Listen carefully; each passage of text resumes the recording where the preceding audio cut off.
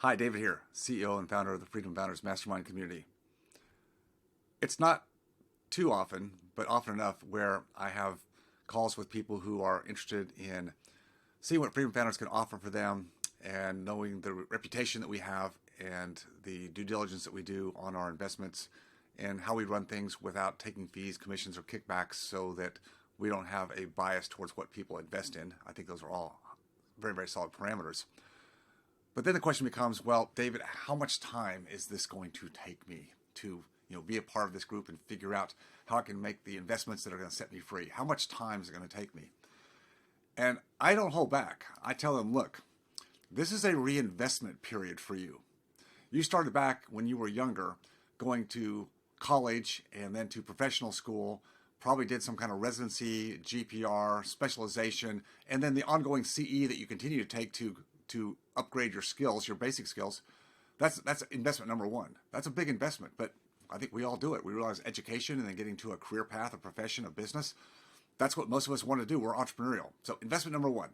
Investment number two is actually acquiring, building the actual business or practice that we want to have, because again, we want some controls, right? We want, again, that opportunity to drive our own car, so to speak, in the business world.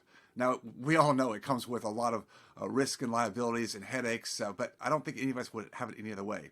And there's a big investment in that aspect because we don't come out of school typically as being good business owners. There's a whole other world of business, and you all understand what that means. And you take the courses, you learn the management from the ground up, you have the consultants and people come in, and it's always learning and upping the caliber and capacity of our ability to lead and be good owners. So that's really investment number two.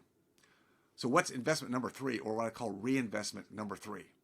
For those who are looking for it, it's actually learning how to take the hard-earned money, equity that you save outside of your business, your primary engine, and learning how to make those assets, that equity, that net worth, that money work for you, and not just have it put in places that some financial advisor or money manager or 401k administrator puts it for you. See, I think that's an abdication.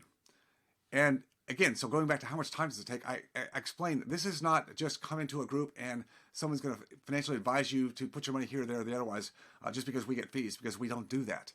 We want our members to become their best financial advocates. Now, you've got the guidance of a community.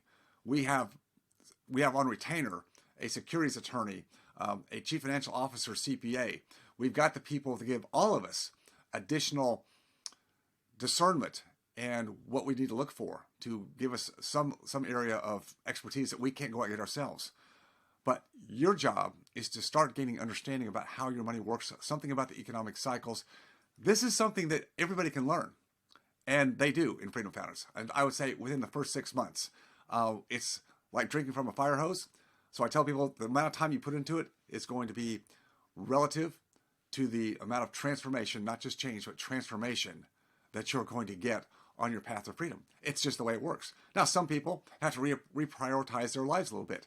Yeah, I got people that have 5, 6 kids, and they're in their 30s and 40s. And yeah, that's a busy time in one's life, and you're running a business or businesses. And also you're trying to figure out, well, how do I manage this money that my practice has been kicking off? And I'm afraid if I don't do something with it, then I'm being left behind. But you don't want to do dumb things with it. So figuring out what your priorities are is something that everybody has to do, because we all have the same amount of time during a day and a week.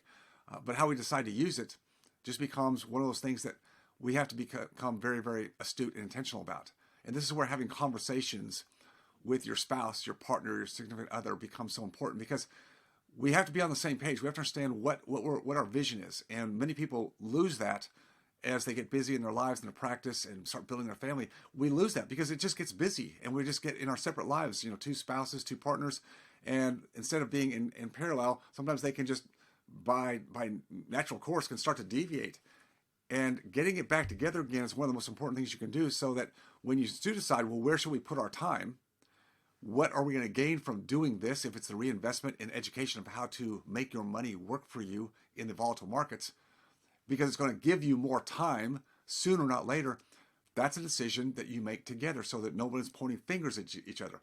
This is the problem, and I see it, and that's why on our Blueprint weekends, we help couples. We don't tell them what to do. We just give them, here are the trade-offs, because every decision in life is a trade-off. It's always a trade-off. You're giving up something to have something else, and it's just about priorities. What are your negotiables? What are your non-negotiables? Until you figure that out and have clarity on that, everything else is going to be bright, shiny objects and basically gambling your money at a Vegas casino. And really, I know that's not the way you want to do it. So are you wanting to fold time and gain an understanding of how this works with a community of other people who can do it with you? Or you want to be that soloist out there and the penny pincher, the frugal person who only depends upon himself? I think that self-reliance is a good thing, but you can take it too far. Trust me, I know.